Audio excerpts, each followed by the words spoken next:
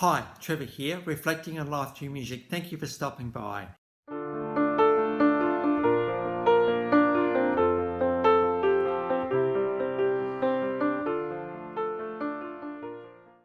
Well, coming in again today, you're very, very welcome. I know that we will go. I said last video we're going to go onto the box tops next time, but I thought I just needed to break into this series because this video is going to go up on Good Friday. So it would be remiss of me, I think, not to make some comment about the significance of this day and why we all have this 4-day long weekend holiday. Well, we do in Australia. I'm sure many places in the world do as well.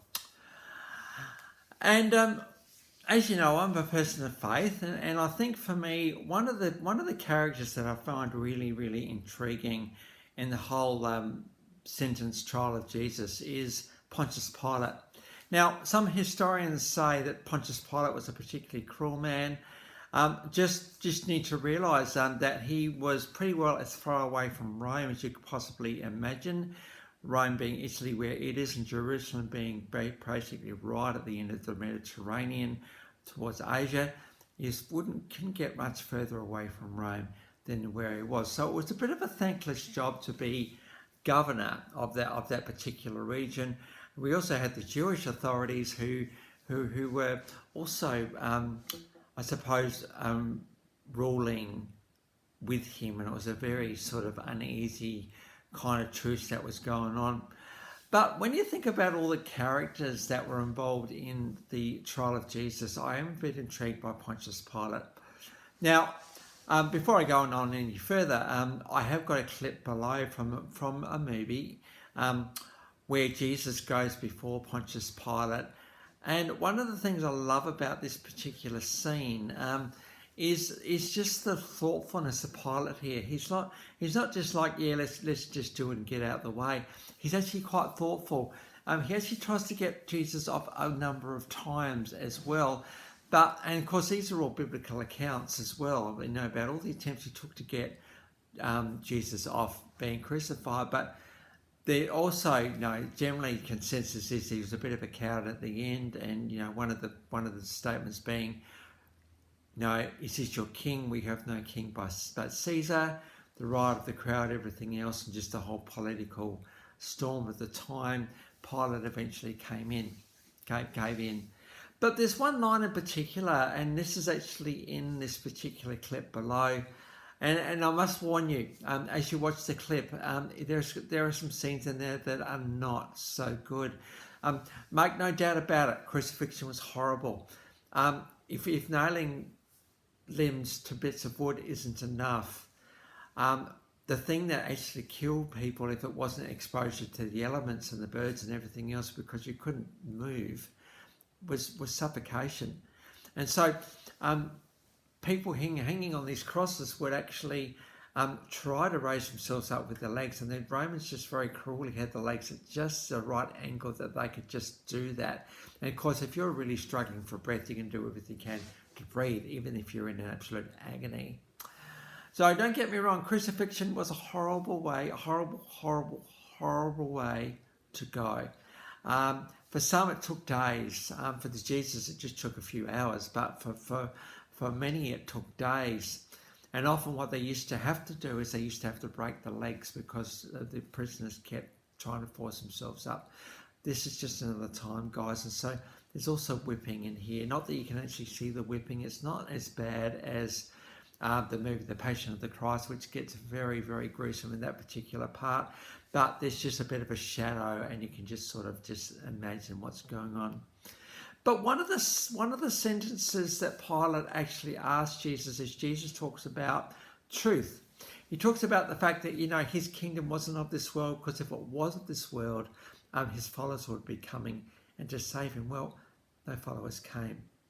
In fact, all the followers scattered at the time of Jesus' trial and execution. It was a very, very nasty thing that happened here. The Jewish authorities did it in the middle of the night. It was kind of hidden a little bit, and wasn't the most transparent of trials, but they kind of needed just to deal with this guy that was getting very, very popular. But I think Pilate's question, what is truth, still rings true today, and that is, what is truth? Now, truth to me implies that it always was, always will be truth. It is an undisputable fact that truth is truth. It never changes. It is truth. But there are certainly some things in the past that we thought were truth and aren't anymore. If you really go right back to slavery as an example, the truth was that we have a right to slaves. Well, thank goodness those rules have changed, and that's no longer the truth. But there are other things a little bit more important, a little bit more critical that we still are debating about. Like, for instance, it's not a good idea to steal. It's not a good idea to perhaps murder somebody. Those are still elements of truth in that, and the law will uphold those things as being wrong still. So there's still a bit of element of truth in that. But I think we can take this one step further as we look at truth in our own lives. What is it that we believe? What is it that we think is true and correct? What is the stuff that we don't think is true and correct? What are the stuff we dismiss as just hearsay or not true at all? What things do we absolutely hold on to as absolute truth? These are really, really, really important questions. Why are they important questions? Well, because when push comes to shove and we're in these compromising situations where we have to decide things sometimes, we're going to err on the side of truth if we can, aren't we? It's not always practical, I know, but we are going to err on the side of truth or what our truth actually is. And I think the Pilate's question, what is truth, is absolutely prevalent today. You notice in the clip, he's a little bit of a snicker after it.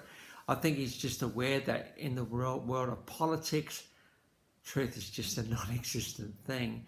And that's why there's that slight snicker after he kind of says it. But on this Good Friday 2024, and I just felt that I needed to just bring in the Easter story just a little bit. Thank you for staying with me here in this, and just to ask you the question, what is your truth?